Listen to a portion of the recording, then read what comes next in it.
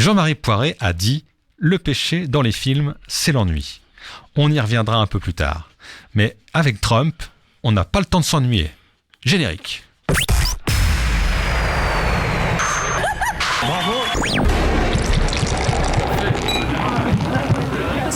Je vous demande de vous arrêter. Je vous demande de vous arrêter.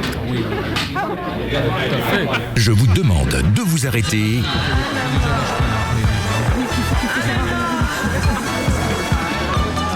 Bonsoir, je vous demande de vous arrêter est de retour en ce lundi 17 mars 2025. Frais comme des gardons. Ah, c'est bientôt le printemps. Je sais pas si on est très très frais, mais... Ouais. On verra bien. Hein. En tout cas, bonsoir à tous. Bonsoir Philippe. Bonsoir à tous. Bonsoir Cyril. Bonsoir les amis. Bonsoir Alain. Bonsoir à tout le monde, mesdemoiselles, messieurs, chers collègues, chers camarades et les autres. Voilà. Et bonsoir Laurent. Bonsoir, tout pareil. Pareil, Tout pareil. Et on toi dit prendre, bon... tout pareil, toi prendre. Et on dit bonsoir évidemment à Mathieu, qui réalise l'émission. Bonsoir. C'était un bonsoir assez discret. Ah, quelle sobriété. Bonsoir. Oui. Quelle sobriété, moi j'admire. Hein. Ce que je sais pas faire. Moi. Hein. Non, ça on sait. Bon, en tout cas, ce soir, ça va être une émission, vous l'avez compris, sous le signe du rire. Ouais. Oui. Je sais pas si on va beaucoup se marrer. En tout cas, Ah bah quand même un petit peu. Ouais, hein. j'ai peur qu'on pleure. Hein. En tout cas, on va essayer d'éviter l'ennui. Oui, Ça, oui, comme tu l'as dit. Hein. parce que c'est rien de plus pénible que d'écouter une émission de radio où on se dit, mais on se fait chier comme des rameurs. Voilà. Donc, voilà. Ça peut arriver. Bah, ça oui. peut arriver. Bien sûr que ça peut arriver. Bien Ça sûr. peut arriver. Mais oui, C'est- complètement. C'est dur. Mais bon, c'est comme ça. Mais là, il y a eu un choix qui a été fait de parler ce qu'on appelle les Trumperies. Oui, les tromperies. Et oui, c'est voilà, pas c'est celle ça. de Scapin. Non. Mais par contre, c'est des grosses tromperies quand même. Hein. C'est une grosse tromperie. Par exemple. Alors, comment tu pourrais donner comme définition Trumperie? Bah, c'est grossier, c'est gros, c'est pas fin, c'est con mais c'est con à terme quoi. C'est-à-dire que c'est des tromperies, mais sans voir les conséquences que ça va entraîner. Est-ce qu'on pourrait pas le résumer en tromperie? Entre autres, mais pas que. Non, pas que. Mais pas que. Moi, je trouve quand même qu'il fait très fort là. Il avait fait quand même assez fort lors de son premier mandat. Mais là, en un mois de mandat, je crois qu'il a fait... il a rattrapé les 4 ans Ouais, précédents. Oui, voilà, c'est ça. C'est ça. Et il a fait très fort. Et moi, je crois qu'on pourrait écouter tout de suite quelqu'un qui en a dit quelques mots. Alors, on vous laisse écouter. Et puis, on va vous dire après qui c'est. J'ai confiance dans la solidité de la démocratie américaine et le pays proteste déjà. Mais en un mois, Trump a fait plus de mal à l'Amérique qu'en 4 ans de sa dernière présidence. Nous étions en guerre contre un dictateur, nous nous battons désormais contre un dictateur soutenu par un traître. Il y a 8 jours, au moment même où Trump passait la main dans le dos de Macron à la Maison-Blanche, les États-Unis votaient à l'ONU avec la Russie et la Corée du Nord contre les Européens réclamant le départ des troupes russes. 2 jours plus tard, dans le bureau ovale, le planqué du service militaire donnait des leçons de morale et de stratégie au héros de guerre Zelensky avant de le congédier comme un palefrenier en lui ordonnant de se soumettre ou de se démettre. Alors, c'est une intervention de Claude Maluret. Oui, alors c'est le même Claude Maluret qui avait parlé, parce que c'est qu'une partie de son discours là, il avait parlé de Trump comme Néron dans sa cour et qui employait un fêlé alors que je me rappelle plus à la kétamine, voilà c'est ça, qui se droguait à la kétamine, en parlant bien sûr d'Elon Musk. Donc voilà, c'est un homme bien inspiré. Alors paraît-il, c'est un spécialiste discours un peu fracassant, mais là on en a passé que 30 secondes là. Et tout le discours qui dure, je crois, 8 minutes. Et sur le même acabit. Donc voilà. Donc on a passé celui sur Néron, sur Trump, etc. Ça, cet extrait-là, personne ne l'avait passé. Donc je me suis dit, on va changer. C'est bien aussi de passer quelque chose qui est... Bah voilà. Qui est pas Voilà. trop connu, quoi. C'est ce qui différencie Westrack Radio, d'ailleurs. Hein. Donc là, Et notre émission. Eh ben oui. Sans vouloir te couper. Ouais, Cyril. bien sûr, mais bien sûr.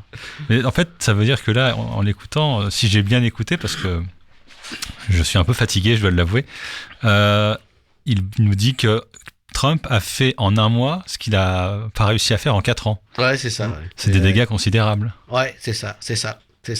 Alors, en fait, Trump, il utilise une soi-disant méthode qu'il a inventée lui-même. Hein, c'est qu'il a décrit dans un bouquin qui s'appelle The Art of the Deal. Bon, C'est vieux. donc que je vais vous décrire vieux, ça. en quelques mots. Oui, c'est vieux. C'est Il vieux. faisait l'émission le patron, là, le chercheur, Oui, c'est ça. l'apprenti, je sais pas quoi. The Apprentice. Ouais. Ça s'appelait. Ah ouais. Et donc la méthode, c'est commencer par modifier unilatéralement les conditions d'un accord déjà signé où on passe de lettres.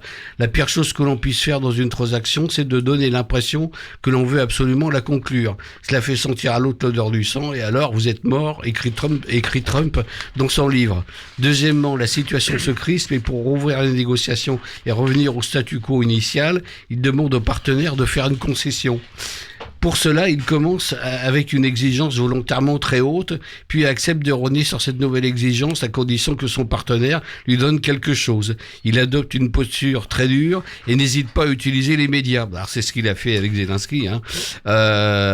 Et il déclare d'ailleurs une chose que j'ai apprise au sujet de la presse, c'est qu'elle est toujours avide d'une bonne histoire et que plus elle est sensationnelle, mieux c'est. Le fait est que si vous êtes un peu différent, un peu scandaleux, ou si vous faites des choses audacieuses ou controversées, la presse va écrire sur vous. De cette façon, Trump provoque un effet de surprise, c'est le moins qu'on puisse dire, et la partie adverse ne se rend même pas compte qu'elle est en train de lui céder. Alors ça n'a pas fait que lui réussir dans les affaires quand même, parce qu'il a subi des échecs retentissants. Et ça, à la limite, quand tu diriges une entreprise, mais là, il dirige un pays, on dirige pas un pays comme on dirige une entreprise, quoi. Ben voilà, et ben c'est exactement ce que je pense. C'est exactement ce que je pense. Voilà, et sans compter les concurrences, les conséquences, pardon, décidément, les conséquences que ça a, parce qu'une fois que t'es passé par là avec un mec comme ça, tu veux plus négocier autre chose avec lui, hein. C'est complètement clair, parce que la façon dont on s'y prend, c'est détestable, quoi. Hein. Ah bah, c'est clair, oui. Voilà. Et d'ailleurs, c'est une méthode qui marche pas pour tout, parce qu'il a essayé de faire la même chose avec les Chinois, et ça marche pas du tout, hein. Ouais, ils étaient bridés, non? Voilà, c'est ça. C'est complètement ça. Alors, ce type-là, c'est quand même surréaliste. Enfin, moi, je sais pas comment vous le vivez, mais bon.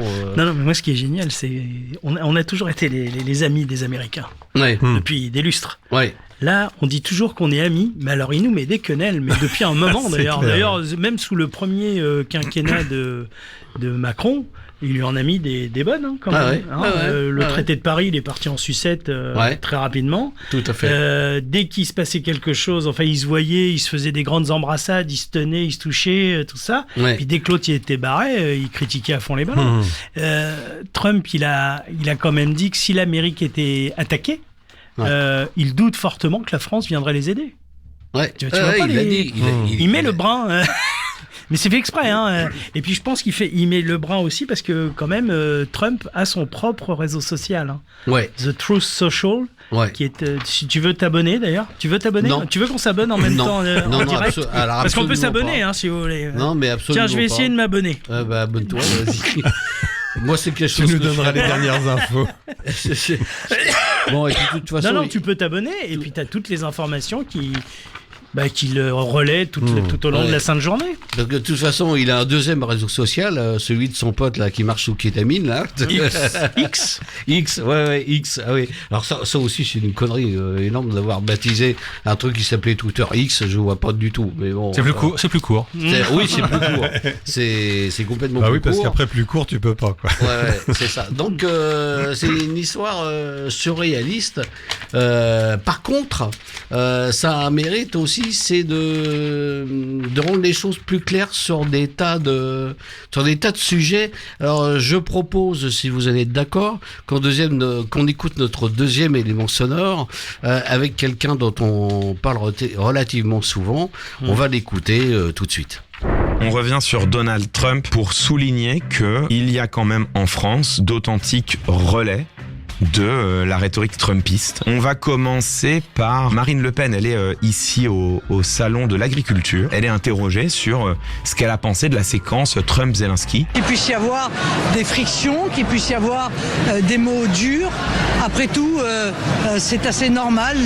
La vie et la politique ne sont pas si éloignées que cela. Il y a une euphémisation qui est patente et coupable. Qu'il puisse y avoir des frictions et des mots durs. Ce à quoi on a assisté, ce ne sont pas des frictions et des mots durs. C'est une humiliation public d'un homme, Volodymyr Zelensky, venu chercher de l'aide auprès des États-Unis, aide que les États-Unis lui apportent depuis le début de la guerre, et Volodymyr Zelensky qui s'est vu humilié, rabroué, au-delà, qui s'est vu opposer l'exercice brutal du rapport de force et une diplomatie du racket, tout simplement. Ce que dit Marine Le Pen quand elle dit oui, des mots durs, des frictions, elle minimise considérablement ce qui s'est passé, elle minimise également le caractère absolument exceptionnel de ce que l'on a vu, c'est-à-dire que au-delà même de l'affrontement, ce qu'elle fait mine de ne pas voir, c'est que cette réunion vient sceller un changement d'alliance de la part des États-Unis dans l'ordre international en général et au sein de cette guerre en particulier. Donc là, vous avez de la part de Marine Le Pen une tentative d'euphémisation qui lui permet de mettre à distance ce qui s'est passé et de faire mine qu'il n'y a pas tant lieu de s'en préoccuper que cela, ce qui est totalement faux, ce qui est vraiment à rebours du caractère tout à fait majeur, gravissime de ce qui s'est passé et qui est analysé par tout le monde. C'est la seule Marine Le Pen à faire mine de dire « Oh, c'est pas si grave !» Bon, finalement, s'engueuler une fois de temps en temps, là c'est devant les caméras, c'est sûr, c'est pas ouf, mais ça arrive. Bon, elle est vraiment la seule à, non pas à croire cela, parce qu'elle n'en croit pas un mot, mais à faire mine de croire cela. Que deux dirigeants de nations défendent leurs intérêts nationaux, défendent aussi la vision qu'ils considèrent la plus juste pour le monde, ne m'apparaît pas quelque chose d'extraordinaire. Oui, si ça n'était que cela, elle aurait raison. Ce qu'elle loupe, comme je vous le disais, c'est le caractère absolument majeur de voir les États-Unis se ranger cette fois explicitement aux côtés de la Russie. Quand tu es une dirigeante française, que tu prétends même à diriger la République française et que tu es donc situé sur le continent européen, voir les États-Unis, alliés traditionnels de la France, outre-Atlantique, se ranger aux côtés de la Russie, de Vladimir Poutine, qui agresse l'Ukraine aux frontières même donc de l'Union européenne. Normalement, ça devrait quand même l'émouvoir un peu plus que cela. Derrière cette posture qui est tout à fait au rebours, qui est tout à fait inacceptable au regard de ce qu'a été cette séquence et de l'importance qu'elle représente pour les relations internationales. C'est même d'ailleurs triste intellectuellement de voir que Marine Le Pen n'a rien à en dire de plus intéressant que cela, alors même que ce qui s'est passé dans le bureau ovale, c'est exceptionnel. Et pourquoi c'est grave ? Au-delà de ce réalignement d'alliance, il y a un autre front qui existe, qui est désormais le front des dictatures présentes, la Russie, ou en devenir les États-Unis, anciennement proches de l'Europe, alliés de l'Europe, qui ne peuvent supporter, tolérer, d'avoir un contre-modèle démocratique aussi vibrant à leurs frontières, et qui donc doivent les disqualifier dans l'objectif de, probablement, en tout cas on peut l'imaginer, conserver la maîtrise de leur opinion publique et le contrôle sur leur propre population. C'était Clément Viktorovitch, il était sur sa chaîne YouTube.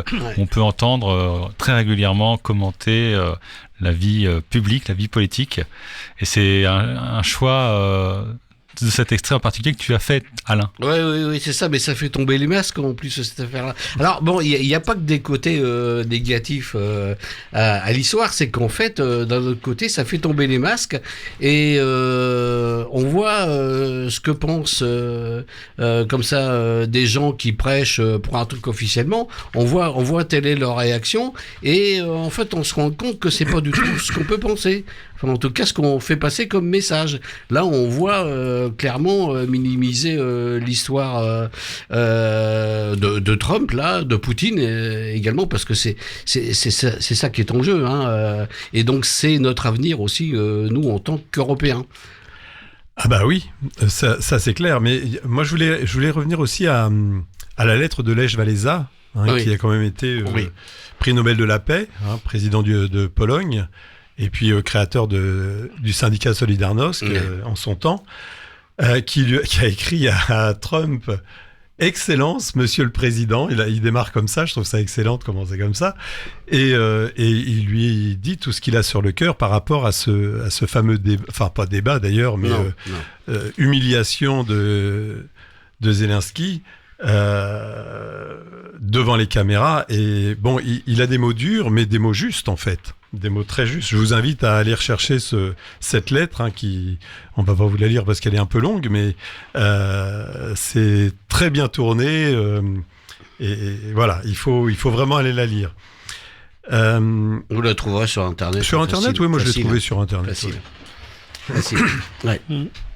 Mais moi, ce que je pense aussi, c'est que cette politique qu'il met en place en ce moment, j'ai bien peur et même peut-être même à court terme, ça risque de se retourner contre lui. Bah, tout à fait. Et d'ailleurs, c'est en train de commencer. Ça commence, parce qu'il commence à y avoir des manifestations. Comment dire, on parle de récession aux États-Unis. Oui. Hein. Ouais. Les grandes banques américaines ont alerté de possibles risques de récession. Et ça, c'est tout récent. Ouais. La croissance se casse la goule. Alors, les actions de Tesla s'effondrent. Parce que mais ça, c'est bien, ça. Oui, alors ça, je suis pas mécontent. Parce que, pour deux raisons. Parce que, d'abord, ça touche Elon Musk. Elon Musk qu'on a pris en plein salut nazi, en fait, devant les médias, devant la foule. Voilà, donc ce type-là dérape complètement. Après, c'est individuel. Moi, je suis pas pour les produits qui vendent, mais bon, c'est un autre débat. Mais voilà, donc ce qui se passe, c'est que il y a une conséquence aussi, c'est que Wall Street commence à dévisser. Il y a des grosses valeurs qui ont perdu beaucoup de pognon, dont Tesla d'ailleurs. Dont Tesla. C'est les fameux 750 milliards. C'est les 750 milliards qui ont été perdus en une seule séance. Donc les États-Unis, il faut jamais oublier que c'est le pays des hommes d'affaires. Ils vont pas laisser durer ça. C'est la tech, c'est les 7 magnifiques de la tech, ils appellent ça. Ouais. Donc il y a Alphabet, Amazon, Meta, Apple, Microsoft, Nvidia et Tesla. Ouais, 750 milliards de pertes. C'est pas rien. Pour eux, c'est une goutte d'eau, non ? Pour l'instant, peut-être. Mais si ça continue... moi, j'ai entendu dans une émission que Elon Musk commençait à dire que cette politique-là, c'était peut-être pas la meilleure, quoi. Parce que ça entraîne des conséquences dans le monde entier, D'abord au niveau national, parce qu'il y a de l'inflation qui commence à arriver. L'inflation a augmenté de 0,7% en décembre, et en janvier, on était à 3% par rapport à janvier de l'année d'avant. La consommation, les consommateurs commencent à s'inquiéter, ils arrêtent, comme il y a de l'inflation, ils consomment moins, quoi, en fait. Et voilà, c'est tout un circuit. Oui, alors qu'il avait vendu qu'il est MAGA, Make America Great Again. Donc, et puis en fait, on voit que tout est en train de se casser la gueule. Que ça sera tout pour l'Amérique, et en fin de compte, c'est... Oui, parce que tout pour les États-Unis, pardon. Ouais, mais il y a un truc qui est énorme là-dedans, c'est que tout pour les États-Unis et le reste de la planète, c'est quoi mais ils s'en foutent. Oui, non, mais ils s'en foutent. Mais enfin, bon, il y a un moment, je pense que le problème se pose de savoir s'il est totalement sain d'esprit. Après, ils ont l'habitude aux États-Unis d'élire des présidents. Alors, il a 78 ans, lui, donc son prédécesseur, c'était encore autre chose. Il avait plus que ça. Alors, il était pas frais, Joe Biden. Voilà. Mais là, on peut vraiment, parce que on peut se demander au niveau de son psychisme, quoi. C'est quand même énorme, parce que là, il est en train de se foutre tout le monde à dos, quoi. Bah justement, là, par rapport aux investissements qui ont été perdus, les 750 milliards, les investisseurs croyaient comprendre Donald Trump et ils s'aperçoivent qu'il est plus compliqué qu'ils ne le pensaient. Note Dominique Seux, éditorialiste aux Échos et à France Inter, sur le plateau de LCI, c'était le mercredi 12 mars. Et il rappelle qu'entre 2017 et 2020, le président américain était un deal maker, sauf que désormais, il est un peu sans limite et sans contrôle. Hey, mais Philippe l'a dit tout à l'heure et très très bien. Hein. Merci. Mais il y a pas de quoi. Je te demanderai. Enfin, je t'envoie la facture comme ça. On dirige pas un pays comme une entreprise. Hein, voilà, c'est clair. Et on peut dire n'importe quoi, ça se vérifie à chaque fois.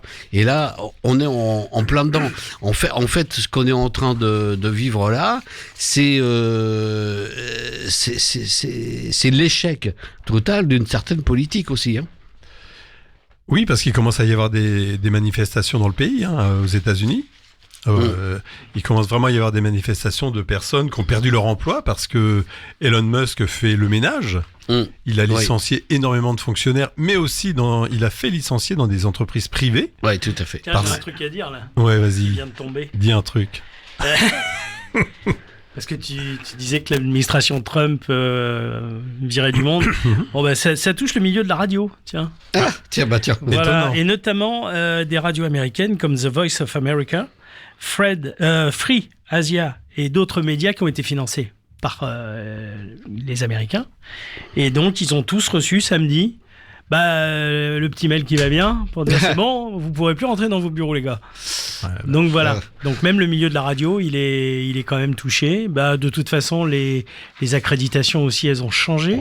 Pour aller voir les conférences de presse. Non, il change tout et il a une façon de négocier qui lui est bien spécifique. Qui est un peu simpliste, hein. Là c'est très con. Hein. En fait, c'est très con parce que Free America et tout ça, c'est des médias d'influence dans le monde. Donc, effectivement, là, ils se coupent du coup d'une influence dans le monde. Enfin, je veux dire, excusez-moi, mais c'est très con, quoi. On n'a jamais dit que c'était intelligent. Hein. Non, alors, mais là, c'est ce qu'ils disent. Alors, notamment dans la stratégie de négociation de Trump, on appelle ça soit le couteau sur la nuque, soit le revolver contre la tempe. Bon, déjà, c'est un peu la même chose, non? Voilà, en fait, tu mets le rapport de force. Oui, c'est pareil. Tu mets le rapport de force. Forcément, lui, il négocie. S'il a le dessus, il peut négocier. Je crois que d'ailleurs, c'est ce qu'il avait dit dans son bouquin sur le deal. The Art of the Deal. Voilà. Et c'est pas compliqué. Donc, on va faire cracher les gens. On va aller vers ce qu'on veut. Et puis voilà. Et puis, il a aussi une façon de faire. C'est toujours l'idée du vainqueur et du vaincu. C'est vraiment un combat.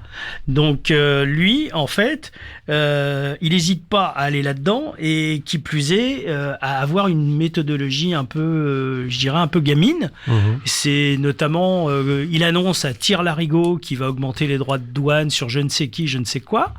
Forcément, les autres y répondent, notamment les Canadiens, l'Europe avec les Français. Et comme l'Europe a décidé d'attaquer les whisky américains, l'autre il surenchérit. Voilà, c'est vraiment la cour de la récréation.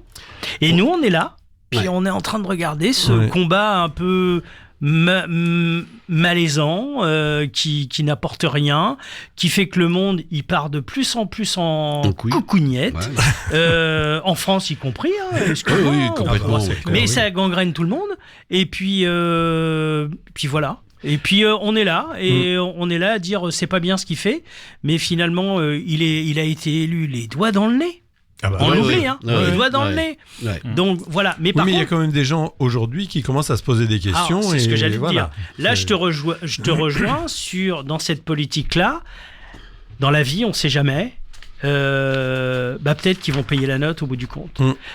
On l'espère. C'est exactement ce que je pense. Parce que là, aujourd'hui, tu vois, par rapport justement aux surtaxes qu'il est en train de mettre sur les importations, le déficit commercial des États-Unis s'est envolé à 131,4 milliards de dollars en janvier contre 98 milliards en décembre. Parce que les importateurs, ils se sont dit, on importe avant qu'il y ait des grosses augmentations, parce que sinon, on ne pourra plus rien vendre, quoi. Et le problème, c'est qu'il y a des... Nous, c'est vrai qu'on vendra peut-être plus. Ça, c'est sûr. Il y a le cognac, tous les alcools. C'est multiplier le prix par 3. Hein. Oui, c'est ça. C'est ça. Ouais. Et donc, on l'exportera peut-être plus. Mais eux, s'ils en veulent, il faudra qu'ils payent un max, quoi. Mais on l'avait dit la dernière fois, parce que nous, il y a beaucoup de gens qui commencent à dire on va boycotter les produits américains. Ouais. Mais les Américains, ils nous ont quand même bien bananés. Parce que les fabrications maintenant des produits américains tels qu'on les connaît. Alors après, il y a les faux amis. Hein. Tu crois que c'est des Américains, mais c'est pas des Américains. Hein. Je crois qu'Harris, par exemple, c'est pas un... J'ai cité une marque, moi je vais en citer d'autres. Jacquet et puis Eudebert, si tu veux. Et en fait, c'est pas forcément américain. C'est-à-dire, c'est pas parce qu'il y a un drapeau américain sur le produit que c'est comme disait Michel Pousse.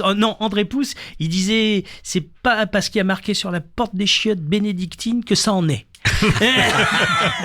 Voilà.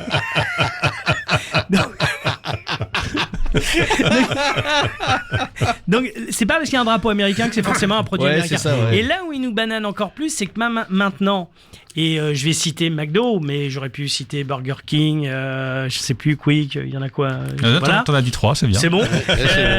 En fait, les produits, ils viennent de France. Donc, si tu commences à boycotter, c'est pour ça l'histoire elle est bien pensée. Si tu commences à les boycotter, finalement on va se tirer une balle nous-mêmes dans les pattes. Parce que c'est vrai que cette marque avec ce soda rouge de couleur, avec l'étiquette rouge, il n'est pas fabriqué aux États-Unis. Hein. Il est pas. L'enseigne vient d'Atlanta, mais c'est fabriqué en France. Moi, je me rappelle, à côté de Marseille, tu avais une très grande usine de cette marque-là. Donc, ça veut dire, si tu arrêtes d'en boire, et peut-être sûrement qu'on devrait arrêter d'en boire, mais ça, c'est une autre histoire. Comme disait Philippe tout à l'heure, ça touche la santé. Donc, on devrait arrêter d'en boire, bien sûr, parce qu'on va tous mourir, mais avec ça, on va mourir plus vite. C'est une grosse saloperie, quand même. Voilà. Et puis, ce qui va se passer, c'est qu'en fait, on va se tirer une balle dans le pied. On va fermer des usines, mais des usines qui sont en France. Françaises, Voilà. Donc, le système, il est quand même... Tu vois, quand il fait du deal, Trump, c'est du deal à 2 balles. Parce qu'en fait, il fait un deal sur un truc où il sait à l'avance qu'il a le dessus. De toute façon, c'est ce qu'il explique dans son bouquin. Dans l'art du deal. Si tu as le dessus, voilà, tu montres que tu as le dessus. Au moins tu peux t'imposer. Mais enfin, excusez-moi, il a pas inventé le bidon de 2 litres. Hein. Non. Même s'il est milliardaire, je sais pas. Mais tu le disais aussi, il a fait. C'est pas un super homme d'affaires. Non, parce qu'il a eu des gros Il a même failli couler toutes ses affaires. Donc c'est pas forcément parce que ça marche pas avec tout le monde. Il est en train de faire le coup avec les Chinois, mais les Chinois ils en ont rien à battre. Non. Donc c'est en train d'échouer avec les Chinois. On ne sait pas ce qui se passe avec l'URSS, mais avec l'URSS, la Russie, oui. Ça n'a pas changé grand-chose. Ça n'a pas changé grand-chose qui change de nom. C'est comme les partis l'étendue politiques. Du territoire, il y en a plein qui ont pris leur indépendance. C'est bien ça que. Et c'est bien ça le problème. Oui. Voilà. C'est CCP qu'on disait que Coluche il disait coucou Paloma. Non mais. Non mais alors on dit, alors je sais pas si c'est vrai, mais on dit que j'ai des bonnes gambettes. Trump, non, on dit pas ça, on dit que c'est un agent russe. Mais alors bon, on dit que Trump est un agent russe. Oui, absolument. Au service de la absolument. Alors derrière tout ça, on sait pas si c'est vrai, mais il y a un truc, c'est que moi j'ai appris ça en lisant, c'est que Trump, il admire les dictateurs. Donc Poutine c'est un dictateur, le président chinois c'est un dictateur. Poutine c'est un dictateur ? Ah ouais. Et est-ce que tu crois que Macron c'est un dictateur quelque part ? Alors c'est plus compliqué que ça. Non, je sais pas. Quand tu votes pour un parti et finalement on met au pouvoir d'autres qui ont perdu, est-ce que c'est pas de la dictature ? Si, je suis d'accord avec toi. Non, mais je sais pas, je dis ça, je dis rien. Moi je dirais que c'est du foutage de gueule. Voilà. Est-ce que aller taper dans l'épargne des Français, est-ce que c'est de la dictate ? Ah bah oui, quand même un peu. Non, je sais pas. Un peu quand même. Les gens n'en font rien. Excusez-moi, j'ai glissé sur la France. Oui, mais en même temps, on est concernés. Les gens n'en font rien. On est surtout cernés par les cons. Oui, ça, sûrement. Alors ça, sûrement. Les gens n'en font rien, alors autant en profiter. Voilà, c'est ça. Ah, c'est D'accord. ça. Qui me dit mot consent. C'est ironique, hein, mais On avait compris. je préfère le préciser quand même. Ouais. Ça va mieux en le disant. Et des fois, moi, franchement, quand je les vois tous en train de se serrer la paluche et aller parler dans le bureau ovale, il est beau ce bureau, hein. Il est magnifique ce bureau. Tu l'as entendu Trump dire ça? Non. Qu'est-ce Ah non. qu'il est magnifique ce bureau. Il est tu magnifique. parles. C'est le sien, quoi. Ah oui. Bah oui. Sur France Info qu'on peut voir ça? Non. Non. Ah, sûrement. Ah oui, il a dit- probablement. Ouais. Non, mais c'est. Ouais. Et puis ils sont là à parler entre eux, et puis après ils s'en vont, et puis vas-y que je te débine et compagnie. C'est pas fatigant, ça vous fatigue pas? Parce que moi, humainement, ça commence à me fatiguer. tout Ouais. ça. Mais moi, je connais des personnes qui sont tellement usées par ces infos dont on parle là ce soir qu'ils se coupent de tout contact, de toute information, parce qu'ils en ont ras-le-bol, donc ils veulent pas savoir ce qui se passe. Alors, je sais pas si c'est judicieux Je pense pas. de se couper complètement pense pas. de tout. T'es sûr? Bah, On l'avait sais pas pas. avant. Est-ce qu'on vivait pas mieux quand on n'avait pas ces chaînes à la con? Ah Je sais bah pas, moi, vous- non, Est-ce que non, vous mais- faites un feedback de votre vie et vous vous dites non mais finalement qu'est-ce que j'ai perdu, qu'est-ce que j'ai gagné? Non, mais moi, les chaînes à la con, je les regarde pas. Ah non, déjà. mais moi non plus. Attends, mais on parle de quelle chaîne à la con? C'est quoi là? les t'as H24. BFM. Tu veux Les des noms? H24. Tu veux des noms? les chaînes hein, d'information. Alors, il y avait C8. Hein. Moi, je suis mais C8. très heureux. Oui, mais du- C8, c'est pas une chaîne d'information. Oui, mais une enfin chaîne bon, d'info. il y avait des émissions quand même. Enfin, on parle de celle d'Hanouna, faut pas déconner, il se passait n'importe quoi. Bah, il va Mais être sur t'as la B- 6 maintenant. t'as BFM TV, hein, Et vous rigolez ou quoi, c'est les gars? pareil. Non mais Euh, arrête. attends, mais arrête. laisse-le Vas-y, finir. mais Mais arrête, frère, vas-y, arrête. Ouais, non mais. Ils m'ont eu, hein. Ils m'ont eu les Vas-y, mecs. vas-y, Donc, vas-y. Allez, vache. Vas-y, reprends Alain. Ouais, non, mais Les chaînes. LCI, BFM TV en particulier. Bon, tout ça, ça frôle la désinformation quand même. Hein. Donc, même France Info, qui est une chaîne que je regarde, faut avouer quand même qu'il y a des moments où tu te poses des questions. Hein. Et puis, alors, il y a un truc qui est détestable. Moi, il y a un truc que je ne comprends pas. Moi, je serais invité, je le casserais immédiatement. T'es un invité, t'es machin. Les autres, les journalistes, ils te laissent pas parler et ils te posent des questions sur questions alors que t'as même pas fini ton explication. Moi, Bah je Mélenchon, supporte il a pas. trouvé un truc pour ça. Oui, Il dit, je sais. taisez-vous. Taisez-vous. Taisez-vous, C'est le bien cabage. aussi, c'est pas mal ça, non? Qu'est-ce que Ouais, t'en alors penses? alors c'est pas lui qui a inventé ça, c'est Non. Marchais, c'est Georges Marchais. Hein. Taisez-vous, le El cabage. Alors oui, mais lui. Et Thierry Luron disait Oui. vous me posez des questions, Vous venez avec vos questions. moi je viens avec mes réponses. Je suis pas un imbécile. Mais vous avez pas l'impression qu'on revient là-dedans? Bah oui, La oui. vie est ça, un ouais. cycle. La vie Ouais, est un ouais. cycle. Donc, Ouais, pour être bien, faudrait pas regarder toutes ces chaînes alors et de se couper de Peut-être. ces actualités. Alors, il y a, peut-être il y a, pénibles. il y a des quand même tous les organes de presse sont pas comme ça. Il y a des choses intéressantes. Alors je sais pas si c'est sur toutes les box, mais en tout cas sur celle de Free, il y a le Média par exemple, hein, qui offre une information tout à fait différente. Hein, et puis il y a des sites, il y a Basta, il y a aussi, si on veut chercher de l'information un peu plus libre, on va dire, il y a des sites, mais il faut aller les chercher. Tu te parlais d'Hanouna tout à l'heure. Oui. Oh, T'as pas vu? lui. Non, c'est pas lui, mais c'est lui. Si, Ah, c'est oui. lui, ouais, c'est lui. Oui. Aujourd'hui, Hanouna a fait la preuve d'un truc. Je sais pas si c'est bien, parce que j'allais rebondir par rapport à ce que tu disais. On pouvait trouver des chaînes, des médias autres qu'à la télévision, sur tout à fait. Internet Tout à notamment. fait. Et effectivement, tu as de super médias sur Internet qui sont beaucoup plus objectifs Oui, que on va dire certains ça. de nos médias sur la TNT. Hanouna, aujourd'hui, moi, je regarde pas Hanouna.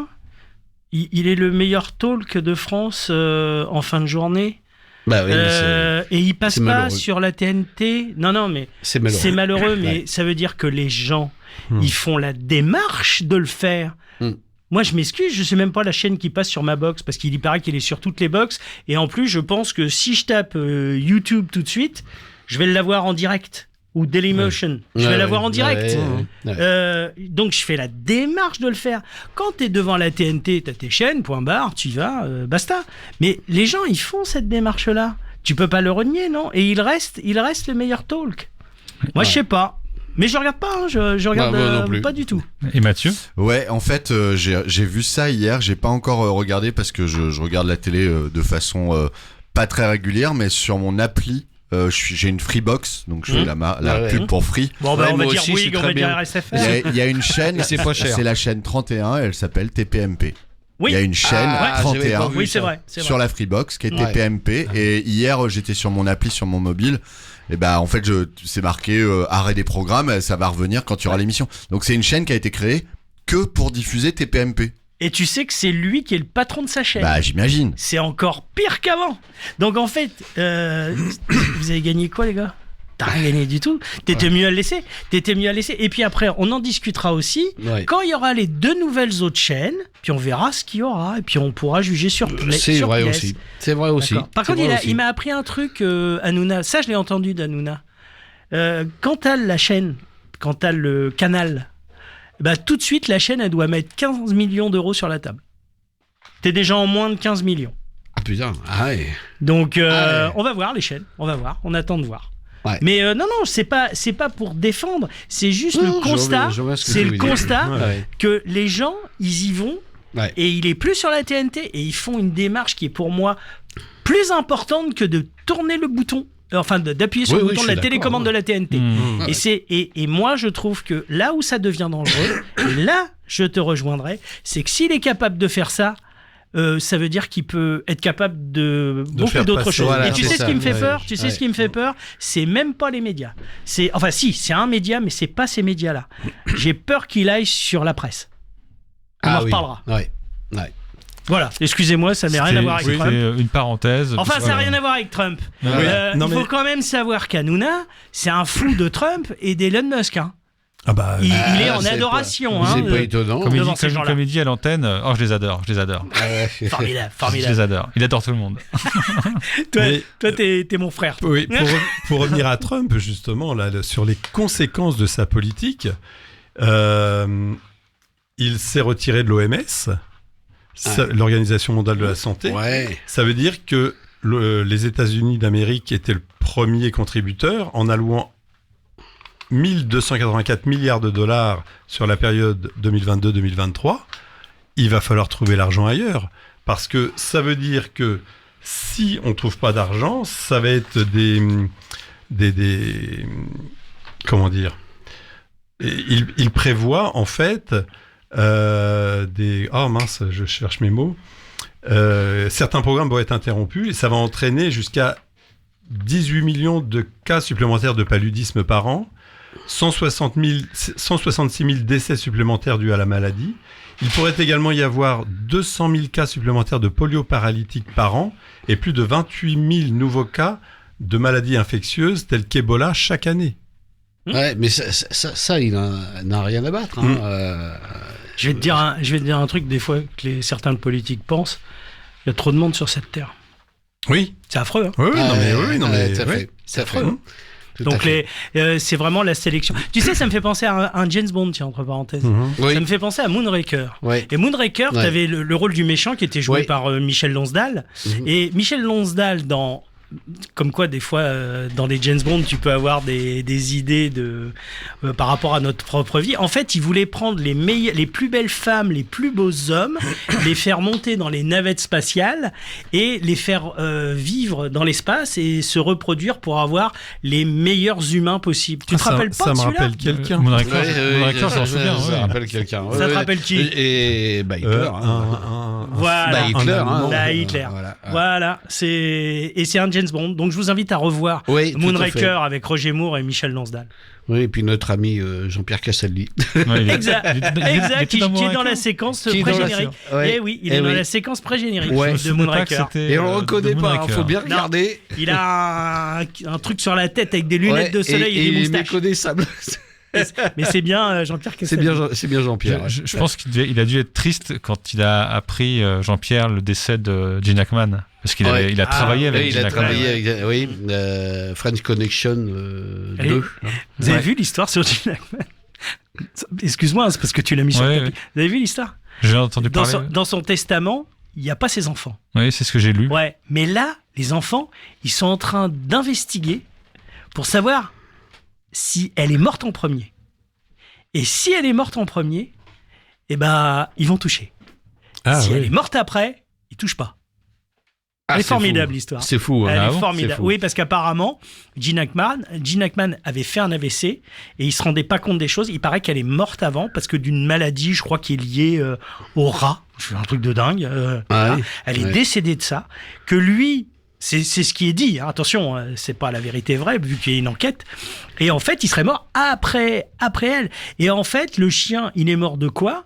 Il serait mort qu'il avait le ventre vide. Il avait rien. Il avait plus à boire ni à manger. Mort de faim, quoi. Voilà. Et donc là, ils sont en train de se poser la question, qui est mort en premier ? Parce C'est que quand même l'héritage, il bizarre, allait cette au affaire. chien. Comment ? L'héritage allait au chien.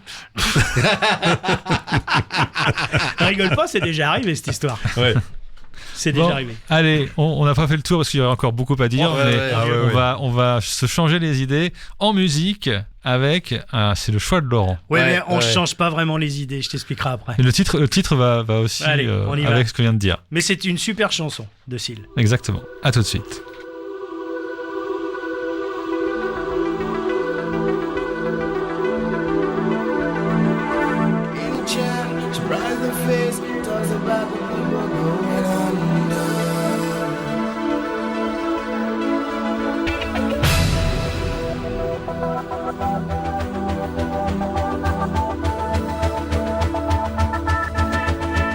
Only child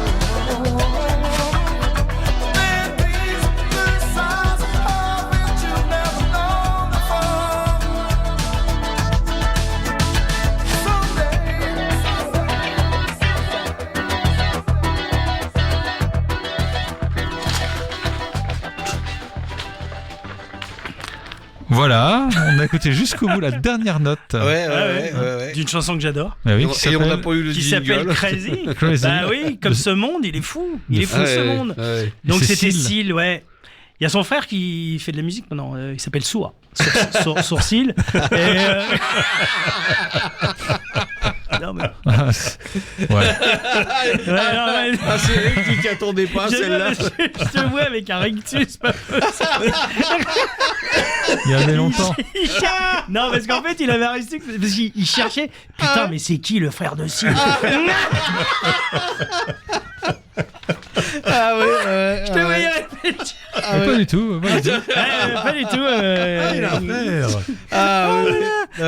Absolument pas. Non, chanson que j'adore, Crazy. Ah oui, c'est génial. Produit par le label ZTT.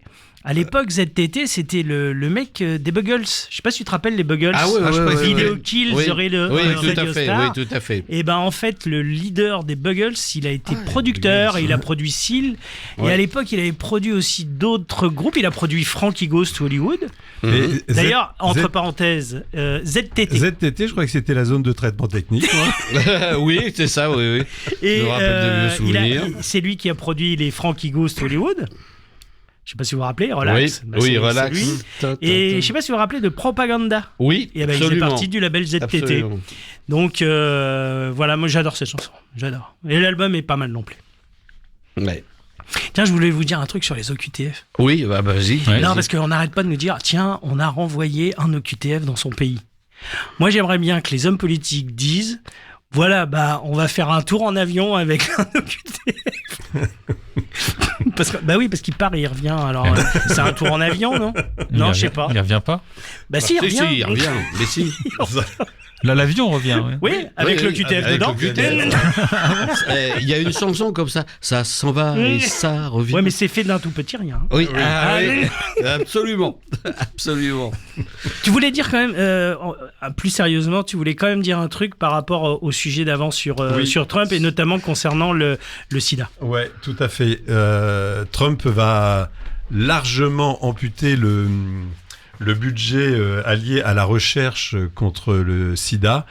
Et les organisations mondiales sont très inquiètes parce que s'il fait ça, ça veut dire qu'il y aura quasiment plus de recherche et plus aucun dispositif ou quasiment plus de dispositifs, entre autres dans les pays africains, et ça risque d'augmenter.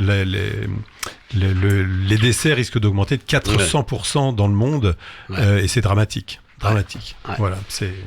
Voilà les bonnes décisions. Voilà. Qui peuvent faire un peu de mal. Mais c'est formidable. Oui.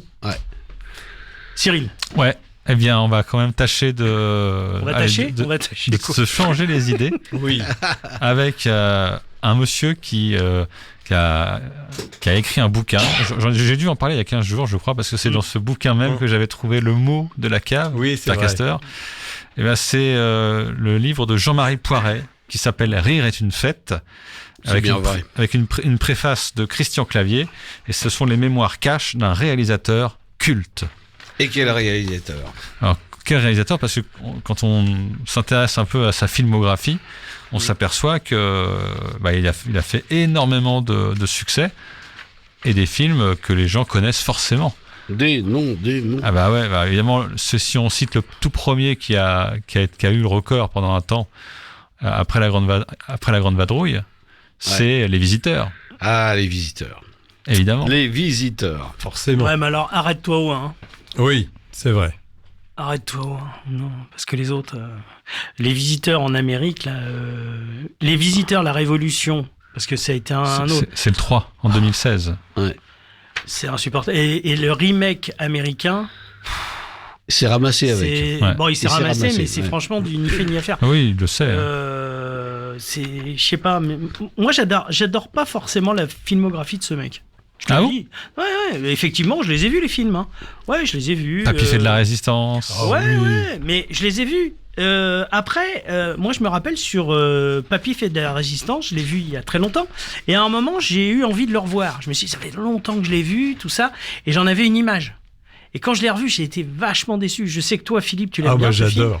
Alors, et moi, je me rappelle à l'époque, j'avais le truc que tu avais moins aimé, moi j'avais adoré, c'est les dossiers de l'écran à la fin. À la fin, oui. Et finalement, Oui, j'avais l'impression que le soufflet, il était retombé, quoi. Je suis plus rentré dedans. Parce qu'en fait, tu en parles, d'ailleurs, tu nous as... parce que ce qui est bien, il faut dire ce qui est quand même, rendons à César ce qui est à César.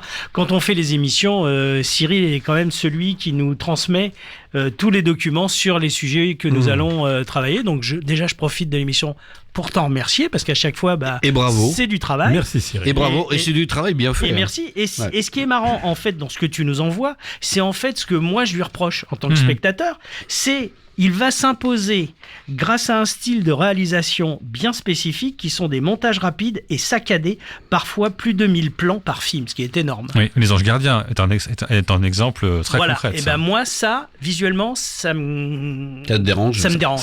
Ça t'oppresse ? Ouais, j'aime pas plus que ça. J'ai l'impression des fois que les scènes, elles sont coupées, elles vont pas au bout. Alors, j'ai pas d'exemple particulier. C'est vrai, dans Les Anges Gardiens, t'en as pas mal. J'ai vraiment du mal avec ça. Je suis pas très fan de ce type de plan.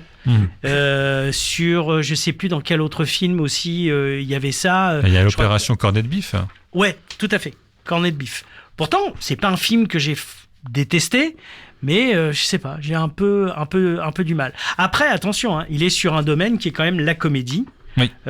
C'est pas facile, la comédie. Moi, je trouve que c'est un des arts les plus difficiles dans le cinéma, c'est de faire rire les gens. Et ce qui est génial dans son bouquin, c'est que, à un moment donné, il explique qu'il a proposé de faire les Visiteurs 1 et 2 dans la foulée, avec un budget un peu plus important.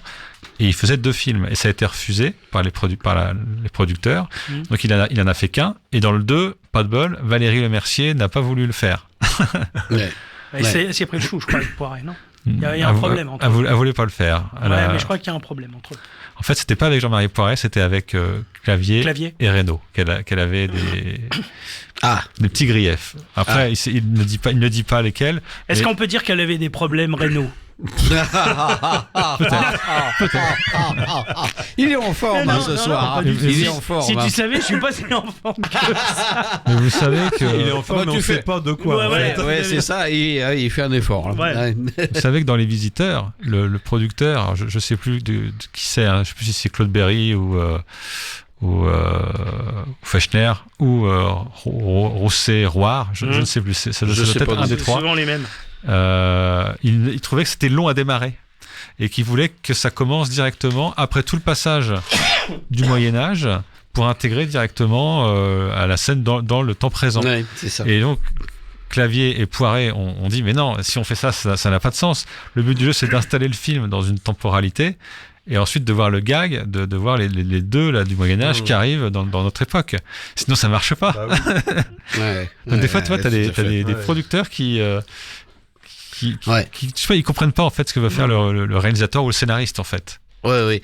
Vous savez, il y a un truc marrant quand même. On parlait des Visiteurs en Amérique, mais en fait, il l'a pas fait sous son nom. Il l'a fait sous le pseudonyme de Jean-Marie Gaubert. Donc, il devait savoir qu'il allait se planter la gueule quand même. Ou alors il savait qu'il prenait un risque. Tout simplement. Ouais, mais enfin bon, là je pense. C'était pas la première fois qu'il prenait un pseudo, parce qu'il a commencé comme photographe sous le nom d'Antonin Berg. Ah oui. Ouais. Et vous savez qu'Alain Poiret, c'est le cousin germain de l'acteur Yves Régnier. Non. Ah oui. Si. Non. Si. Et c'est comme ça. Commissaire Moulin. C'est comme ça que Yves Régnier a été sollicité pour faire une apparition dans le film Les Anges Gardiens, où ça se passe à Hong Kong. Ouais. Et le tournage à Hong Kong, c'était un bordel. C'est-à-dire qu'ils n'avaient pas le droit de tourner comme ils voulaient, de faire apparaître à l'écran un certain nombre de choses. Je ne veux pas trop dévoiler parce que c'est dans la bio et il faut la lire parce qu'elle est vraiment super sympa. Alors, est-ce que tu l'as acheté ou tu l'as pris à la bibliothèque ? Je l'ai emprunté à la bibliothèque. Ah bah oui. Cyril n'achète jamais de sinon bouquins. on t'aurait pas reconnu. Si, j'achète des livres, mais... À la bibliothèque. Mais pas à la bibliothèque. Une fois tous les 10 ans. Non, ça m'arrive d'en acheter, mais c'est vrai que je profite du fait que le réseau de bibliothèques est bien fourni pour avoir tout ce dont j'ai besoin. Après, il a raison, Cyril. Sincèrement, tu peux pas acheter tous les livres. Ah bah non. Puis après, il faut avoir une bibliothèque, quoi. Voilà. Et t'es obligé d'aller à la bibliothèque chez toi, dans la bibliothèque. T'emprunter le livre. Et voilà. Alors, Jean-Marie Poiret, dans sa bio, il ne parle pas de tous les films qu'il a fait. Hein. Il y a des films qui ne sont même pas évoqués. Je pense notamment à Ma femme s'appelle Maurice. Ça, c'est pas tellement évoqué. Non, par contre, c'est pas très bien non plus. Hein. Comment ? C'est pas très bien non plus. Le film. Tu l'as vu? Je l'ai pas vu, j'ai jamais vu. Ouais, bah, mais je crois que j'ai pas loupé grand chose. Je pense pas. Mais bon, après chacun ses goûts, hein, mais sincèrement, c'était un peu embêtant. Par contre, moi, tu vois, les petits câlins, retour en force, ça j'ai jamais vu. Les hommes préfèrent les grosses. Je l'ai vu. Ça c'est avec Josiane Balasco. Ouais. Le Père Noël est une ordure. Papy fait de la résistance. Twist Again à Moscou avec Philippe Noiret en Russie. Ouais. Ça c'était pas mal aussi. Mes meilleurs copains. Alors mes meilleurs copains, ça a fait un bide. Et c'est un super film. Alors c'est un super film. Oui, je suis d'accord. C'est un super film. Le film a du mal à la sortie parce que c'était pas aussi drôle que ce qui avait été fait précédemment et le public a pas tellement suivi. Et après, c'est au passage télé et à l'exploitation en VHS que là, ça a fonctionné. Et le film, il y a Jean-Pierre Daroussin. Il est formidable, Daroussin, dans ce film. Et en fait, c'est inspiré d'un gars que Jean-Marie Poiret côtoyait dans ses tournages au niveau de la production, et il s'est inspiré de ce gars-là pour faire jouer Jean-Pierre Daroussin comme un mec cool. Oui, Love, Drogue and Rock'n'Roll, hein. Parce qu'il est guitariste, je crois, un excellent guitariste d'ailleurs dans le film. Et j'adore, c'était Bakri qui disait quand il prenait de la fumette, et puis t'avais Bakri qui disait on peut tout. J'aimais beaucoup de la manière dont il disait on peut tout. Et Jean-Pierre Bacri, c'est pareil, il a une petite embrouille avec Jean-Marie Poiret parce que le personnage qu'incarne Jean-Pierre Bacri était homosexuel. Oui. Et Jean-Pierre Bacri ne savait pas trop comment il devait le jouer. En tout cas, il le dit dans son œuvre, je veux pas le faire façon folle. Et là, et donc Jean-Marie Poiret a dit que là, c'est lui qui était méprisant vis-à-vis de la communauté gay. Donc il fallait le jouer. Non pas en folle, mais simplement. Qui c'est qui était méprisant? Jean-Pierre Bacri. En disant ça? Selon Jean-Marie Poiret, il faut lire le livre pour le comprendre. Mais t'imagines quand même qu'à l'époque, enfin avant, quand La Cage aux folles va sortir, on va affubler de Serrault la même critique inversée. En disant qu'il met une image des homosexuels très, comment dire, il se fout de la gueule du monde, c'est une folle, quoi. Et les homosexuels à l'époque avaient dit non à La Cage aux folles. Hein. Ah ouais. Et après, ils se sont ravisés. Et le film a eu le succès qu'on connaît. Mais c'est marrant parce que là, tu nous expliques l'inverse. C'est-à-dire que Jean-Pierre Bacri était embêté. Il savait pas comment il allait l'interpréter. Il voulait pas faire un truc un peu cliché ou un peu. Et c'est là qu'en disant ça, Jean-Marie Poiret a trouvé que c'était un peu opposable justement à l'effet qu'il pensait donné. Et toi, quand tu l'avais vu ce film? Moi, je l'ai vu, je m'en souviens plus honnêtement. Mais moi, je trouve que la manière dont il joue l'homosexuel, je trouve qu'il n'y a rien de... C'est nickel, ça passe nickel. Hein. Je m'en souviens pas, mais je pense que... Et il fait pas la folle. Il fait pas la folle. Ça a dû plaire à Jean-Marie Poiret, puisqu'il l'a gardé comme tel. Hein. Oui, parce que s'il coupe au montage, il n'y a plus de film, quoi. Voilà, il est amputé de beaucoup. Oui, il y avait du beau monde dans ce film, hein, quand même. Meilleur copain. Il y a Christian Clavier, il y a Daroussin. Il y a Gérard Lanvin. Ouais. Jean-Pierre Bacri. Bacri est excellent. Et puis il y a Philippe Corsan. Ah oui. Vous savez, c'est dans Palace, la série Palace. Ah oui. Oui. Le directeur dans Palace. Oui, je vois. Vous vous souvenez pas de ça? Oui. Si. Oui. Ouais. Moi, je me rappelle de lui déjà au démarrage, c'était dans Merci Bernard. Tu te rappelles de Merci Bernard? C'est de Ribes, c'était la même équipe. Il y avait Eva Darlan à l'époque aussi qui jouait avec eux. Non, si vous avez l'occasion, je sais pas, Alain, Cyril il l'a vu, mais Alain, Philippe, il faut un jour voir Mes meilleurs copains. Ouais. C'est vraiment bien. C'est pas un polar là, hein. Je te le dis tout de suite. Hein. Ni un thriller. Ça va être compliqué là. C'est une comédie, c'est un feel-good movie. Alors c'est une comédie, mais pas que. Hein. Non, c'est un ton un peu sérieux quand même. Ouais, et puis ça revient un peu sur les années 70. Ouais. Il y a un feedback sur les années 70. Comme je disais tout à l'heure, le film n'est pas dans le type de Les Visiteurs ou Les Anges Gardiens. On n'est pas sur de la comédie pure. Ouais. Alors après, il y a eu une rencontre qui était déterminante, c'était avec le Splendide. Ouais. Quand même, ils en ont fait des films ensemble. Mais au départ, sur Le Père Noël est une ordure, donc dans sa bio, Jean-Marie Poiret explique que c'était un peu showtime quand même, hein, entre Thierry Lhermitte, Gérard Jugnot, parce qu'il arrivait, Jean-Marie Poiret, en voulant apporter des choses un peu nouvelles, des scènes à ajouter dans le film. Et les gars, Hermite, Junio et pas Blanc, j'allais dire Michel Blanc, trouvaient que ça servait à rien, que la pièce se tenait parfaitement telle qu'elle était. Alors pourquoi ajouter de nouvelles scènes? Et donc Clavier lui a dit vas-y mollo quand même, parce que là ils sont un peu chauds, ouais, ça se passe pas bien. Et au final il a réussi à faire comprendre quel pourrait être l'intérêt d'ajouter certaines scènes, notamment quand Christian Clavier enlève sa perruque de Katia et la balance dans les huîtres. Et là, quand on voit le film, forcément, ça donne un petit côté, comment je pourrais dire, iodé. Oui, iodé, ouais, ça pourrait être ça. Alors, disons que ça passe d'un petit côté un petit peu dramatique. Et puis tout de suite derrière il y a une connerie, puisque je crois que c'est Zezette qui dit il y a la moumoute sur les huîtres, un truc comme ça. Je sais plus comment c'est dit. Tu le fais bien, mais bref. Zezette est positif. Alors moi, ce que je me rappelle dans ce film-là, c'est la fin n'est pas la même entre la pièce et le film. La fin est totalement différente. Bon, on va rien spoiler, tout le monde le sait, enfin je crois. Dans la pièce, ils meurent tous, parce que c'est Monsieur Preskovitch, c'est ça, qui fait péter l'immeuble à la fin parce qu'il se suicide. Dans le film, ils vont tous, alors je sais plus, découper le corps de je sais pas qui, et ils vont aller dans un zoo et ils vont jeter les parties du corps dans le zoo. Voilà, et ça finit qu'ils vont reprendre. Ah merci, je l'avais jamais vu. Tu viens de tout gâcher là. Voilà. Je pense pas. Parce que ça passe 50 fois à la télé. Donc non, il y a une vraie différence entre la pièce et le film. Et le film est de 82. Vous vous rendez compte? Ouais, ça nous rajeunit pas. Le Père Noël est une ordure. Ça nous rajeunit pas. Par contre, quand tu disais Blanc. Moi, je dis noir. Mais Blanc fait partie du Père Noël, alors que tu le vois pas. Oui, c'est lui qui appelle Thérèse et qui veut. Je te prends, je te retourne, Thérèse. Voilà. C'était Michel Blanc. Ouais. Bah oui. Je me souviens. Bon, est-ce que vous savez à combien de millions d'entrées ça représente les oui, parce que les films. c'est marqué sur notre fiche, grâce à toi. Dis-le. Tout ça représente 43 487 552 entrées. C'est considérable. Ouais. C'est considérable. C'est considérable. Sur pas tant de films que ça, en fait. Non, enfin, la filmographie est pas énorme. Hein. Non, c'est vrai.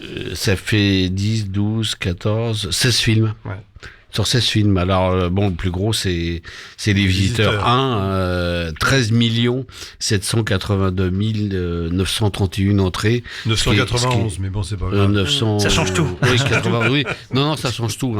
Ça fait 60, 60 en plus, et c'est vrai que c'est important. On n'arrive pas à 552 à la fin, sinon. C'est vrai aussi. C'est vrai aussi. Non, c'est colossal. Les Visiteurs 2. Ouais. Eux ont fait moins bien, mais ont quand même été suivis par 8 43 129 entrées. Oui, mais quand même, c'est moins.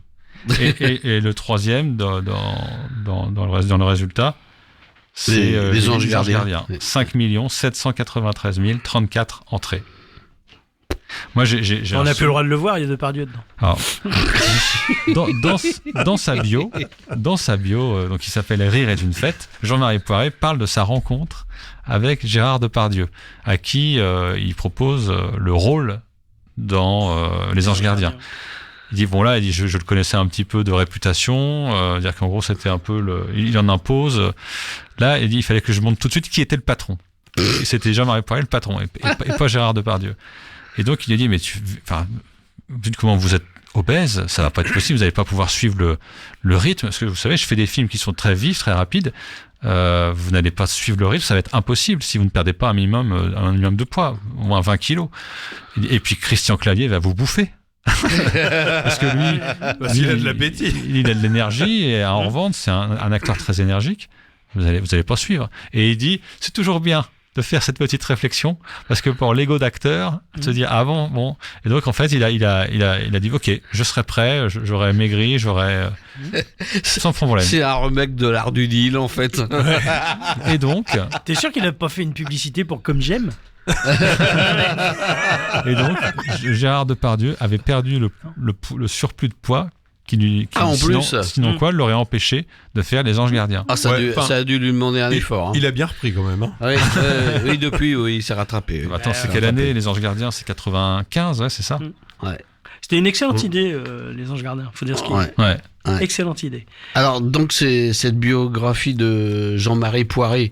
Donc, on la trouve où? Chez qui? À la bibliothèque. À la bibliothèque. Tu veux dire à la bibliothèque. Tu veux dire l'éditeur? Oui. Ben oui, voilà, tout ça. C'est chez Michel Lafon. Voilà. Chez Michel Lafon, évidemment. Et non, franchement, pourquoi évidemment? Parce que c'est mieux vu comme ça. Il y a une préface de Christian Clavier qui est très chouette à l'intérieur. Ouais. Je peux la lire entièrement parce que elle fait 1, 2, 3, 4, il y a 4 pages. Non, tu ne lis pas. Je vais juste vous lire à la fin, si ça peut vous donner envie. Vas-y. Voilà. Donc Christian Clavier qui l'a fait. Il ne me reste qu'à vous souhaiter à tous une bonne lecture et surtout, prenez toujours le même plaisir à revoir nos films, car ils sont l'expression et la trace indélébile de cette amitié, de cette complicité, de cette complémentarité qui nous ont offert une si belle carrière à l'un comme à l'autre. Alain, il parle de toi. Oui.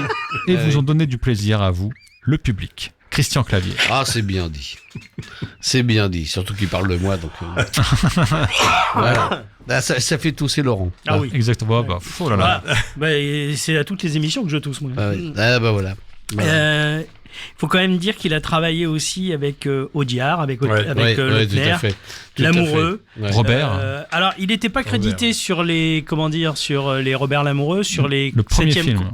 Les 7e compagnies. Il était sur les 3 en fait. Hein. Oui, il n'était pas crédité. Il était scénariste sur les 3. Et Lautner, il était dans Quelques messieurs trop tranquilles, Pas de problème, est-ce bien raisonnable, par exemple.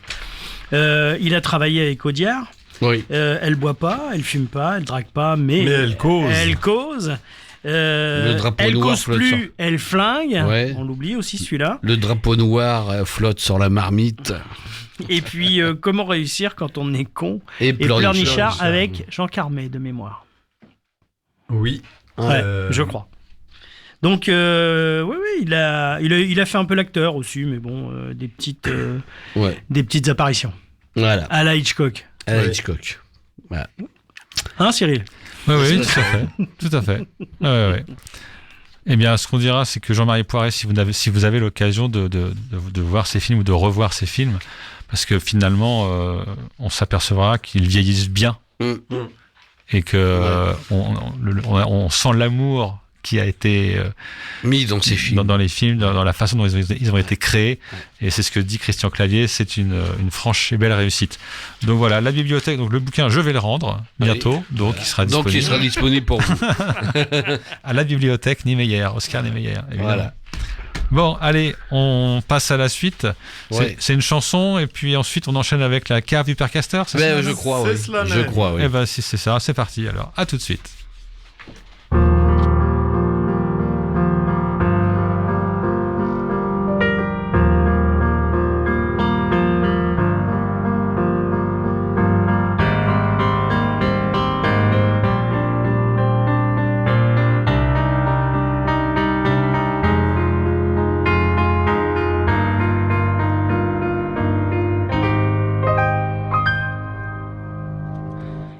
Jouer le faux héros au milieu des flammes, repartir à zéro pour un supplément d'âme.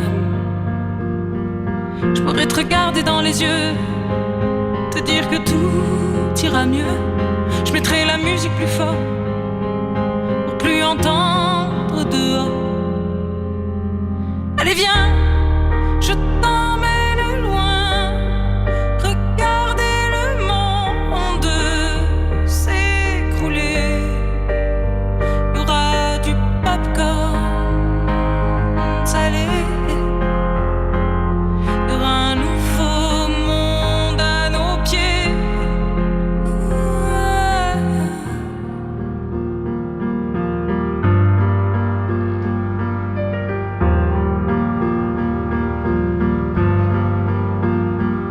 Jouer les beaux mots au milieu des femmes, le premier domino de ton cœur qui s'emballe. Je pourrais te regarder dans les yeux, te dire qu'avant c'était mieux. Remettre la musique plus fort pour plus entendre nos remords. J'entendrai les bravos étouffer les flammes. J'éteindrai le chaos. Tu seras ma femme. Et on se regardera dans les yeux. Dire que demain sera mieux. Je chanterai toujours plus fort pour qu'on m'entende dehors. Allez viens, je t'emmène loin. Regardez le monde s'écrouler. Il y aura du popcorn salé.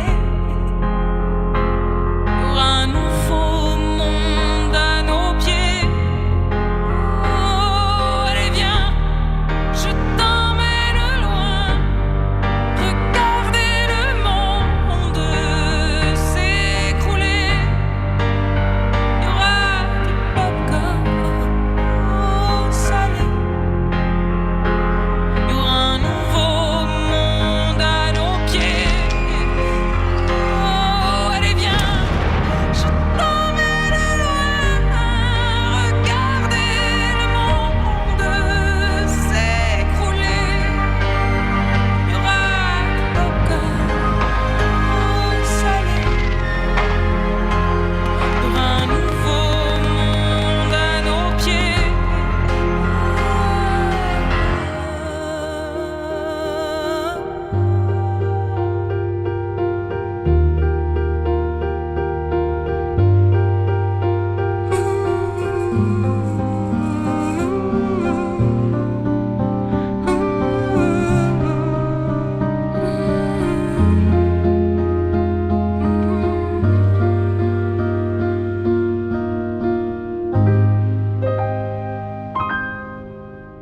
Salut, c'est Jean-Pierre Lavoignat. Je vous demande de vous arrêter sur West Track Radio. Et voilà, on vient d'entendre Santa. Et voilà. J'ai beaucoup aimé le. Et voilà. Et voilà. Yeah. Hop. Yeah, baby. Et les gars, je vous en ai parlé tout à l'heure, mais là il y a une info qui est tombée. Les EQTF, ils vont continuer à faire des tours. Des tours en avion.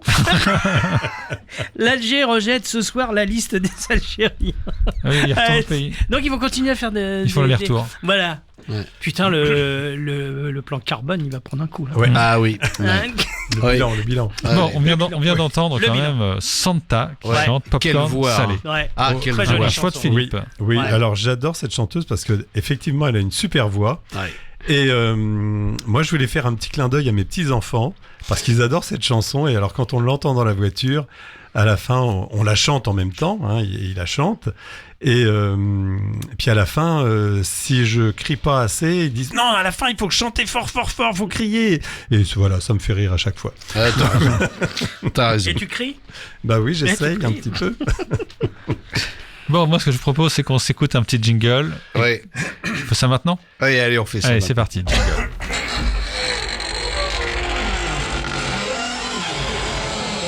Et sans plus attendre, la cave du Père Castor.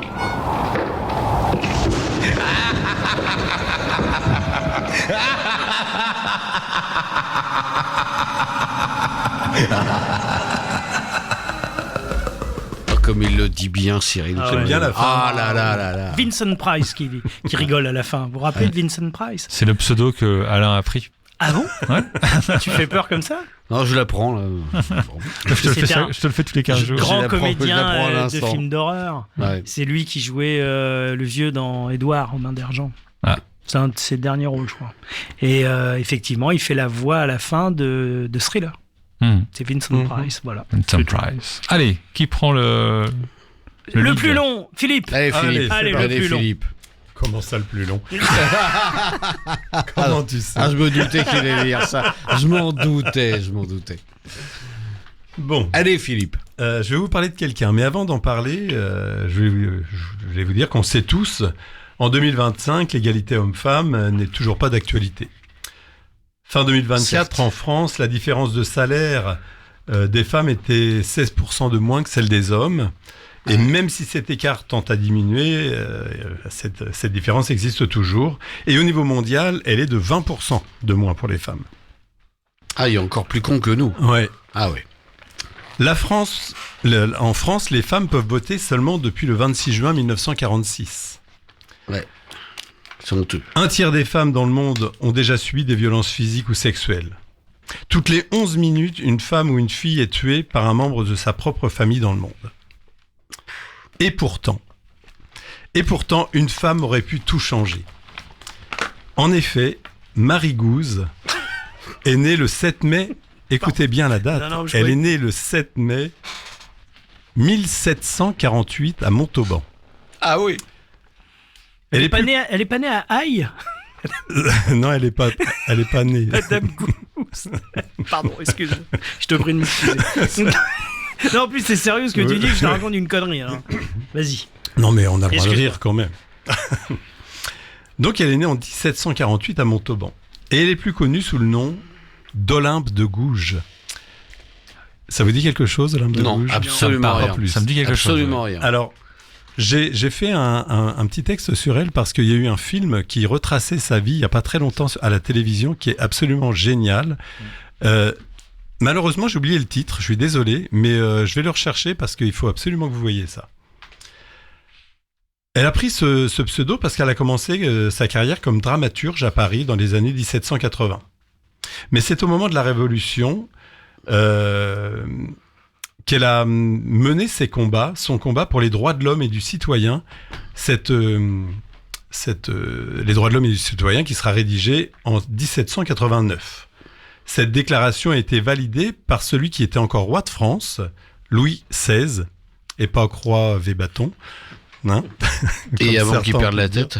Et avant qu'il perde la tête, oui. Ça a été une grande défenseuse des droits de l'homme et l'une des premières figures publiques à s'opposer à l'esclavage en France. Ses pièces de théâtre et ses pamphlets couvrent un large éventail de sujets, notamment le divorce, le mariage, les droits de l'enfant, le chômage et la sécurité sociale. Aïe.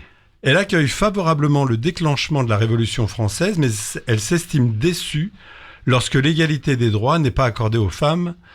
Alors, en 1791, en réponse à la Déclaration des droits de l'homme et du citoyen de 1789, elle publie sa propre Déclaration des droits de la femme et de la citoyenne, dans laquelle elle remet en question la pratique de l'autorité masculine et plaide en faveur de l'égalité des droits pour les femmes. Olympe, en 1791, essaie de rencontrer la reine Marie-Antoinette pour lui proposer de signer cette déclaration des droits de la femme et de la citoyenne, comme on l'avait fait avec le roi de France, avant également qu'elle perde la tête. Oui. Donc, cette déclaration qu'elle avait rédigée et dont l'Assemblée nationale n'a pas voulu entendre parler. Elle s'est battue elle en a parlé plusieurs fois, mais il ne voulait pas en entendre parler. Alors elle espère convaincre la reine, mais elle ne pourra pas la voir. Elle laissera donc ce document pour qu'elle le lise. La reine en prendra connaissance, mais ne la validera jamais. Olympe de Gouges gêne beaucoup de monde, les hommes qui ne s'imaginent pas l'égal des femmes, beaucoup de femmes également qui ne comprennent pas son combat, et les pro-esclavage qui n'imaginent pas que cette main-d'œuvre gratuite disparaisse, parce qu'elle s'est beaucoup battue aussi contre l'esclavage. Il faut la faire taire. Alors, comme elle est associée aux Girondins modérés qui s'opposaient à l'exécution de Louis XVI, ses écrits de plus en plus véhéments qui attaquaient les montagnards radicaux de Maximilien Robespierre et le gouvernement révolutionnaire sous la terreur ont conduit à son arrestation. Elle sera condamnée à mort et guillotinée le 3 novembre 1793. Ça a été la deuxième femme guillotinée après Marie-Antoinette. Elle a été l'une des femmes mises à l'honneur lors de la cérémonie d'ouverture des JO de Paris avec ces statues qui sortaient de la scène, là, dont Simone Veil. Et il y avait également Olympe de Gouges. Donc en juillet dernier. J'ai envie de dire enfin cette reconnaissance 232 ans après son exécution. Et pour conclure, je vais juste lancer cette question. Dans quelle France on vivrait aujourd'hui si elle avait été écoutée à l'époque ? C'est pas faux. Ouais. C'est pas faux. Voilà. Petit hommage à Olympe de Gouges. Brillant hommage. Par contre, c'est intéressant ce que tu dis. Tu dis qu'à un moment, les femmes ne l'ont pas suivi non Non. plus. Et moi, excuse-moi, pendant que tu disais ça, je repensais, je dirais, à la, comment dire, quand Ségolène Royal s'est présentée, elle a été la candidate du PS à l'élection présidentielle. Et il avait été dit qu'à l'époque, on aurait pensé pour la première fois qu'une femme était au second tour, enfin pouvait devenir présidente de la République. Les femmes l'ont pas suivi. Oui, c'est vrai. Ça aussi, vrai. bon, peut-être parce que leur mari leur avait dit de voter pour l'autre. Pas que. Hein, moi, non, mais peut-être aussi ma propre mère, elle trouvait pas normal que des femmes puissent gouverner un pays. Enfin. Ça, c'est une question d'éducation. De et culture, voilà, c'est ça. Mais oui, mais c'est ça, c'est ça. Donc, mais je pense qu'il y en a encore. Ouais. Voilà. En tout cas, merci. Il vous en prie, Philippe. Alors, moi, ça va être très très court aujourd'hui, pour une fois. Je voulais juste dire que dans ce monde qui est en ce moment très agité, et on s'est expliqué là-dessus en première partie de l'émission, moi, contrairement à l'habitude que j'ai où je suis plutôt pessimiste, je dirais qu'il y a des portes qui s'ouvrent justement, et je pense que l'attitude de Trump, en fait, elle a bousculé énormément de monde et peut-être réveiller un petit peu des gens qui étaient endormis et camper sur leur position pour que ceux-ci, et je pense à nos dirigeants bien sûr, se réveillent enfin et fassent ce qu'il faut. Donc j'espère que ça va continuer et j'espère que ça va surtout aller dans le bon sens, qu'on vienne pas aussi, alors je vais être clair, nous piquer notre pognon pour financer l'effort de guerre. Voilà, un effort de guerre quand même, je le dis, qui est nécessaire. Hein. L'adage dit pour avoir la paix prépare la guerre, et je pense qu'il faut en passer par là malheureusement. Mais en tout cas, qu'on vienne pas, qu'on n'en profite pas, en tout cas, pour nous enlever des choses qui nous appartiennent aujourd'hui. Et je resterai là pour cette cave du Père Castor cette semaine. Tu te rappelles de la phrase de Sylvester Stallone dans Rambo? Alors il a dit beaucoup de choses. Oui, il a dit beaucoup de choses. Ouais. Oh, pas énorme, parce qu'il a pas beaucoup de dialogue dans le film. Ouais. En même temps, c'est vrai. Oui. Excuse-moi, mais le peu qu'il a, à un moment, il dit c'est pas ma guerre. C'est ce que tu penses? Non, mais... Il dit c'est pas ma guerre. Non. Parce que les Français pensent ça. Hein. Non, oui, mais moi je le pense pas. Mais moi je pense qu'il faut faire cet effort de guerre, qu'il est nécessaire, qu'il est vital même, parce qu'encore une fois, si tu fais des efforts de guerre suffisants, l'autre il a pas envie de venir te taper sur la gueule pour en prendre une. C'est pas pour revenir dessus. Hein. Quand tu vois un président qui ne veut pas revenir sur les accords d'Alger, qu'il n'est pas capable de revenir dessus et qu'il va s'attaquer à la Grande Russie. Ouais. Il n'y a pas du foutage de gueule, non? Je suis bien sûr que si. D'accord. Bien sûr que si. C'était qui? Alors, on vous écoutait. C'était qui? C'est entre Cyril et Laurent. Non, on vous écoutait parce que c'était intéressant. Après, moi, non, mais après, je le questionne. Hein. Moi, vous m'avez un peu perdu. Il faudrait revenir là-dessus parce que j'ai pas. Je sais, on n'a pas parlé de la bibliothèque. Ça c'est drôle. Voilà, ça me fait rire. Eh ben tiens, justement, puisque ça te fait rire, c'est à ton tour. Mais rigole pas, blague à part. On pourrait pas faire un sujet sur les bibliothèques, comment elles sont financées? Oui, c'est une très bonne idée. Tu sais, voilà, c'est une très bonne idée. Je n'attends que ça. Eh ben voilà. C'est Cyril, il y a Jonathan Daval ou je n'attends que ça. Voilà. Eh ben tiens, ça fera bien un bien bon sujet. Tiens, tu veux que j'y aille? Non, je vais le faire. Il m'a désigné. Oui, il est désigné d'office. Il m'a désigné Alain, donc je vais y aller. Sinon, il est de QT. On reste. Petit tour en avion. On reste dans un environnement d'audiovisuel. Qu'est-ce que la musique diégétique et la musique extra-diégétique? Ça a un rapport avec le poids? Aucun. Ça a un rapport avec la diététique? Non. Non plus. Non. Diégétique et diégétique et extra-diégétique. Extra-diégétique, c'est qui est très diégétique. Et en fait, vous, c'est dans votre quotidien, vous l'avez forcément entendu. Cette musique diégétique et cette musique extra-diégétique. On va tout savoir. C'est obligatoire que vous l'ayez vu. Ah bon? Ou entendu pour le coup. Vu et entendu. Vas-y, parce que... Vous voyez pas? On peut voir de la musique? En fait, pourquoi tu vas le voir, c'est parce que dans un film, dans une série télé, dans un programme en fait qui est visuel, bien souvent il est accompagné de musique. Si c'est une musique diégétique, c'est la musique dont la source appartient à l'univers du film, c'est-à-dire qu'elle est émise par un personnage ou un objet dans le film, comme une chanson qui est jouée sur une radio. D'accord. Parce que le personnage entend la musique ou entend les informations qui sont diffusées. Alors que la musique extra-diégétique, c'est une musique que les personnages ne peuvent pas entendre et c'est réservé uniquement aux spectateurs. C'est-à-dire que, par exemple, j'ai compris. Dans le film générique, par exemple. Non, parce que ça, c'est... Est-ce que la musique additionnelle est une musique diégétique ou extra-diégétique ? Elle est extra-diégétique. Bah oui. Elle est extra-diégétique. Oui, voilà. Mais là, par exemple, tu prends... J'avais revu il n'y a pas si longtemps Ne le dit à personne de Guillaume Canet. Ouais. Il y a à un moment donné une scène où le personnage de... Je sais plus comment il s'appelle son personnage. Bref. Le héros du film... François Cluzet se rappelle d'un événement important et on entend en musique en fond U2 et c'est la chanson Without You. Without You, voilà. Without You. Oh, je sais pas bien le dire. Hein. Voilà, il y a une distribution de pâté qui a été faite tout à l'heure. J'ai du mal à m'exprimer. Alors, toujours est-il qu'il se rappelle le truc et on entend cette chanson alors que les personnages ne l'entendent pas. D'accord. Un exemple de musique. C'est clair. Par contre, s'il va mettre un disque dans son salon, dans le film, là, les personnages l'entendent. Donc c'est diégétique. D'accord. Voilà, s'il lâche un vent, c'est diégétique aussi. C'est pas de la musique. Ça dépend. Oh, quelle puits de science quand même. Par exemple, c'est formidable. Par exemple, Jim Carrey dans Dumb and Dumber. Ouais. Il y a une scène, à un moment donné, il est complètement fêlé ce film, et j'adore. J'adore aussi. Il sent qu'il va avoir un prout.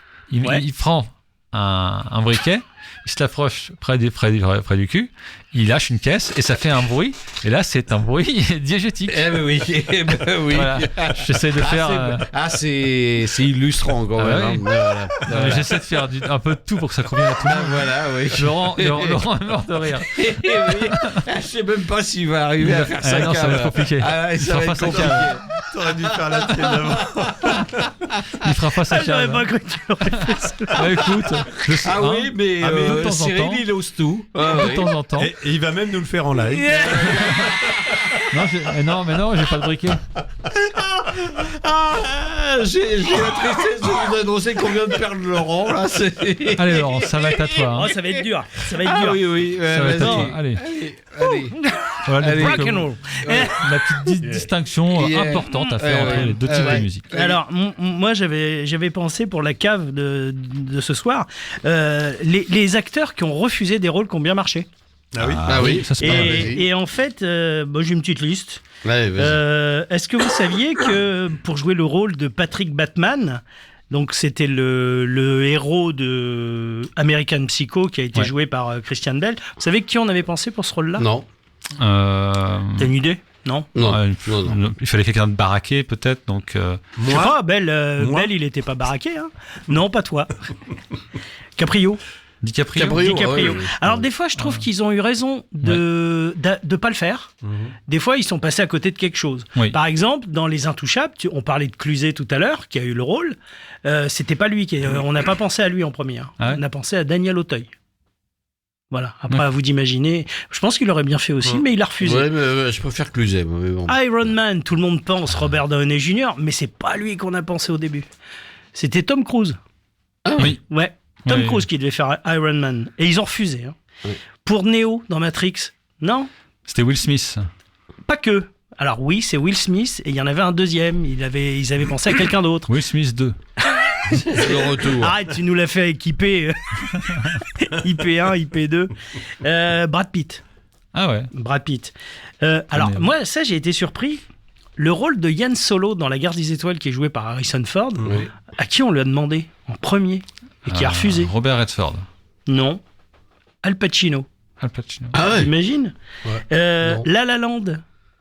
Eh ben on a proposé à Emma Watson, celle qui jouait Hermione dans Harry Potter. Ah oui. Michelle Pfeiffer, là je crois qu'elle a eu raison de refuser.